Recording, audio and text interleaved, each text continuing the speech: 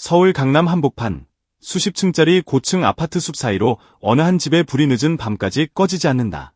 밖에서 보면 흔한 고급 주상복합 중 하나일 뿐이지만 그 집 안에서 흘러나오는 건 단순한 음악이 아니다. 한 남자의 상처, 도전, 그리고 어머니를 향한 깊은 효심이 뒤섞인 멜로디, 바로 영탁의 노래다. 사람들은 말한다.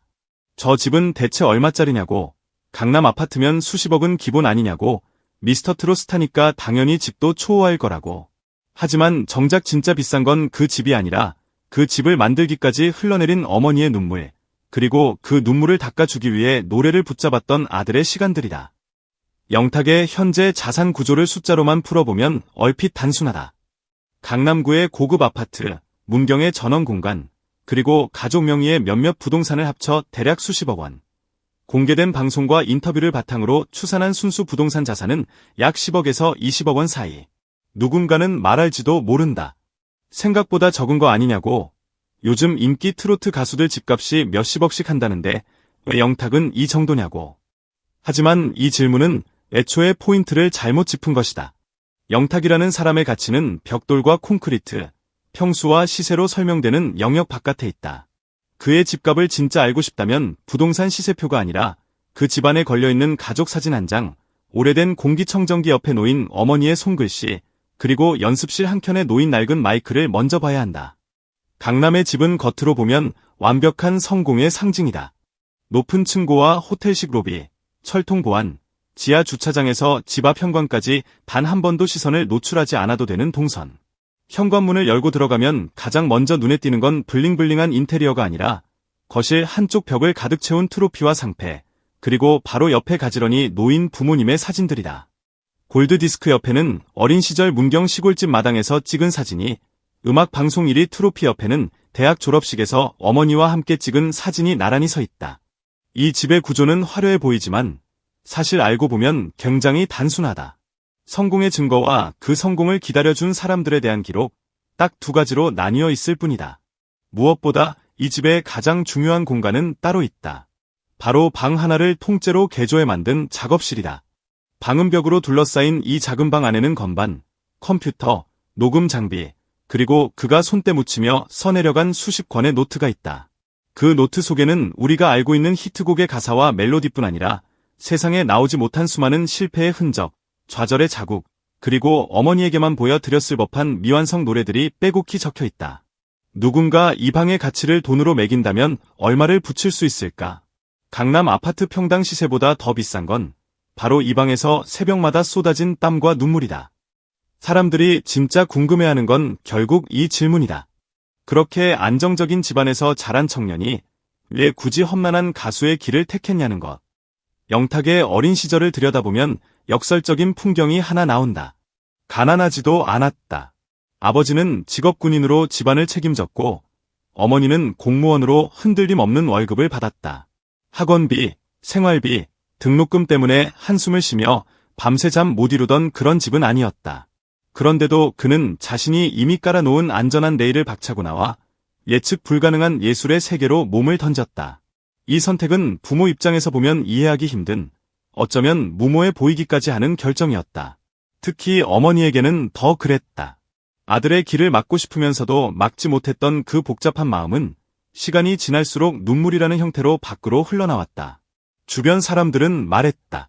그냥 공무원 준비시키지, 왜 굳이 가수냐고. 하지만 영탁은 알았다. 자신에게 음악은 단순한 취미가 아니라 숨 쉴 때마다 따라오는 리듬 같은 것이라는 걸. 그가 무대를 바라보며 느낀 떨림은 누군가 안정적인 보험 설계서를 받아 들고 느끼는 안도감과는 전혀 다른 종류의 것이었다. 그리고 어머니 역시 결국 그걸 알게 된다. 아들의 눈빛이, 마이크를 쥔 손이, 실패하고 무너져도 다시 서려는 의지가 자신이 평생 붙잡았던 안정이라는 단어보다 더 단단하다는 걸. 하지만 깨달음 뒤에는 늘 현실이 있었다. 오디션 프로그램에서 번번이 탈락하고 OST 녹음과 아르바이트를 전전하며 버티던 2010년대. 대중에게는 알려지지 않았던 그 시절, 영탁의 집거실에는 다른 풍경이 있었다. 강남의 아파트가 아니라 전세 만기가 돌아올까봐 월세를 제때 낼 수 있을까 봐 마음 졸이던 작은 집의 공기. 밤늦게 돌아온 아들을 위해 어머니가 차려놓은 식탁 위에는 화려한 반찬 대신 찬물 한 잔 옆에 놓인 김치와 계란 프라이가 있었고 그 옆에는 늘 같은 질문이 조용히 떠 있었다. 타가, 이 길 정말 괜찮겠니? 영탁은 그 물음에 선뜻 대답하지 못했을 것이다. 하지만 대신 보여준 게 있다. 다시 기타를 잡고 다시 노래를 쓰고 다시 무대에 서는 모습. 어머니는 그 뒷모습을 보며 수없이 속으로 계산기를 두드렸다. 안정적인 직장, 연금, 퇴직금 같은 단어들과 아들의 무대, 조명, 박수 소리를 견주며 마음속에서 끝없는 저울질을 했다. 그때마다 저울의 추가 기울어진 쪽은 늘 같았다. 논리도, 숫자도, 계획도 아닌 그냥 아들의 눈빛이 있는 쪽. 이 과정에서 어머니가 흘린 눈물의 양을 누가 셀 수 있을까?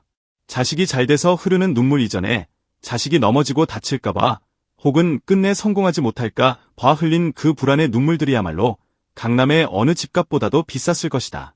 결정적인 전환점은 발목 부상이었다. 군대 문제, 건강 문제, 앞으로의 삶 전체가 꼬일 수 있는 예민한 지점에서 그는 예상치 못한 상처를 입었다. 남들 같으면 그 상처를 핑계 삼아 완전히 포기해버렸을 수도 있는 순간 영탁은 오히려 다른 선택을 한다. 상처를 숨기지 않고 무대 위에 올려놓는 것, 발목의 흉터와 마음의 흉터, 그리고 어머니가 흘린 눈물을 모두 끌어안고 다시 노래하려는 이 선택은 단순한 도전이 아니라 일종의 선언이었다. 나는 이 길 말고는 다른 길이 없다고. 이 말을 듣는 순간 어머니는 알았을 것이다.